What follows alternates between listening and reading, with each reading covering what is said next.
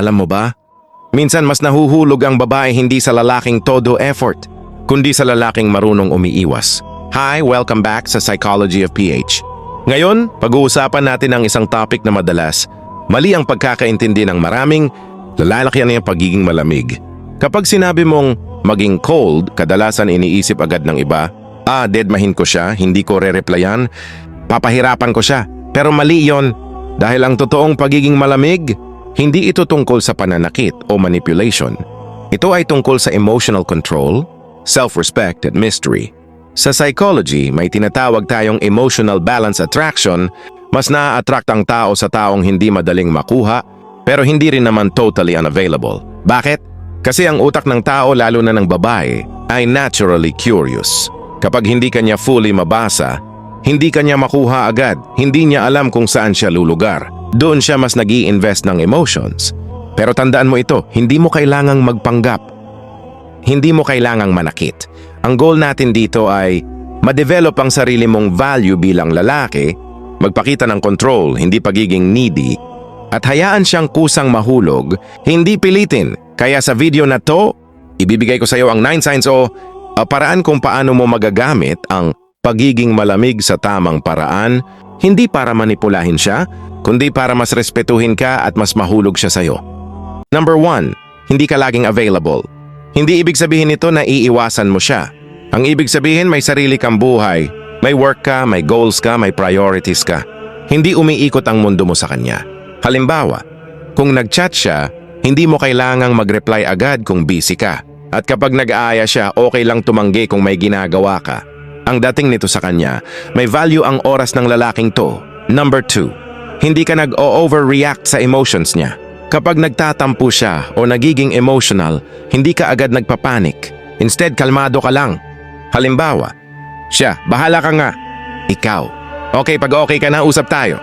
Dito niya makikita na emotionally stable ka at ang babae attracted sa lalaking may control sa sarili. Number 3, marunong kang umatras minsan. Hindi lahat ng pagkakataon ikaw ang hahabol. Kapag naramdaman mong ikaw na lang ang nag-i-invest, marunong kang mag-step back. Hindi ka nagmamakaawa, hindi ka nagpipilit. Psychology nito, kapag nawala yung presence mo, dun niya mararamdaman kung gaano ka kahalaga. Number 4, hindi mo siya pinupuri ng sobra. Yes, compliment is good. Pero kung sobra, nawawala ang value. Halimbawa, instead na ang ganda mo araw-araw, sabihin mo, ang simple mo ngayon pero bagay sa'yo. Mas impactful ang controlled appreciation kaysa sa sobra-sobrang papuri. Number 5, may sarili kang standards, hindi mo tinatanggap lahat. Kapag may ginawa siyang hindi okay, hindi mo basta pinalalagpas. Halimbawa, hindi ako okay sa ganun, respeto lang sana.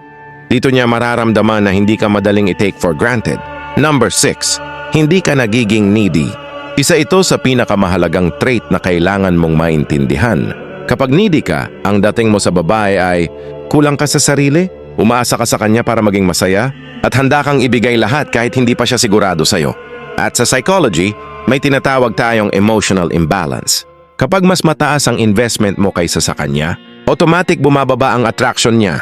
Halimbawa, ikaw yung laging unang nag-chat-chat. Ikaw yung laging naghahanap ng usapan. Ikaw yung laging naghihintay ng reply.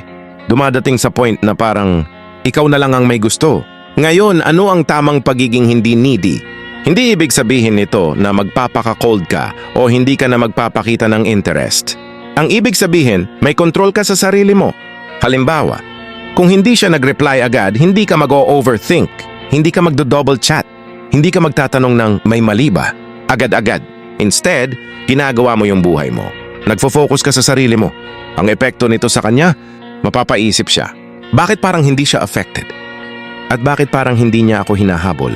At doon nagsisimula ang curiosity na eventually nagiging attraction. Number 7, marunong kang mag-enjoy kahit wala siya. Ito yung level na hindi kayang i-fake. Kasi kahit anong gawin mong technique, kung wala kang sariling mundo lalabas at lalabas yung pagiging dependent mo. Ang isang lalaking attractive, hindi lang siya nakafocus sa babae.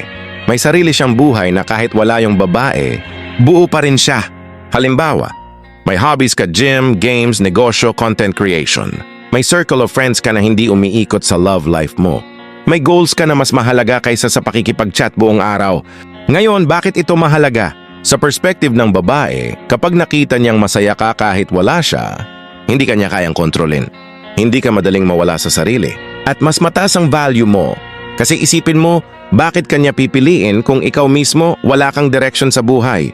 Pero kapag nakita niyang kumpleto ka na, dun siya papasok para maging part ng buhay mo, hindi center nito. At tandaan mo to, ang babae hindi naghahanap ng lalaking iaangat niya, naghahanap siya ng lalaking kaya siyang sabayan. 8. Hindi ka madaling ma-attach agad. Ito yung madalas na pagkakamali ng karamihan. Konting lambing lang, konting attention lang, nahuhulog na agad.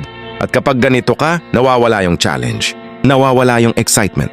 Sa psychology, may concept na slow emotional investment. Mas tumatagal at mas tumitibay ang connection kapag hindi minamadali. Halimbawa, sa unang linggo pa lang sinasabi mo na agad, gusto na kita. Iba ka sa lahat. Ang dating nito sa babae, ganito ba siya sa lahat? Bakit ang bilis? Ngayon, ano ang tamang approach? Hindi mo pinipigilan ang feelings mo, pero hindi mo rin ibinubuhos agad. Pinapakita mo lang kung ano yung sapat sa stage ninyo. Halimbawa, instead na bigla ang pagiging sweet all the time, nagiging consistent ka lang, hindi sobra, hindi kulang. Ang epekto nito, mas nagiging meaningful ang bawat move mo, mas nagiging valuable ang attention mo. At habang tumatagal, siya mismo ang mas nag-i-invest emotionally. 9. May konting mystery ka? Ito ang pinaka-underrated pero isa sa pinaka-powerful. Ang mystery ay hindi pagiging secretive. Ito ay pagiging hindi predictable. Kapag alam na niya lahat tungkol sa'yo agad, wala nang excitement. Pero kapag may parts sa'yo na hindi niya pa fully alam, mas lalo siyang nagiging curious. Mas lalo siyang gustong makilala ka. Halimbawa, hindi mo kinukwento agad lahat ng past mo. Hindi mo agad sinasabi lahat ng plano mo. May mga bagay kang hinahayaan siyang matuklasan over time. At sa bawat interaction ninyo, may bago siyang nalalaman sa'yo. Ang epekto nito, hindi siya nagsasawa. Hindi nagiging boring yung connection. At higit sa lahat, ikaw yung nagiging interesting sa paningin niya. Pero tandaan mo, ang mystery ay hindi pagiging pa-cool o pa-hard to get. Ito ay pagiging natural na may depth. Yung tipong hindi ka madaling basahin, pero hindi rin sarado. Ngayon, kung aaminin mo sa sarili mo, hindi ka naman talaga kailangang maging cold para lang mahalin, di ba? Pero ang hindi alam ng karamihan, ang tunay na lakas ng isang lalaki ay hindi sa kung gaano siya ka-sweet, kundi sa kung gaano niya kayang kontrolin ang sarili niya.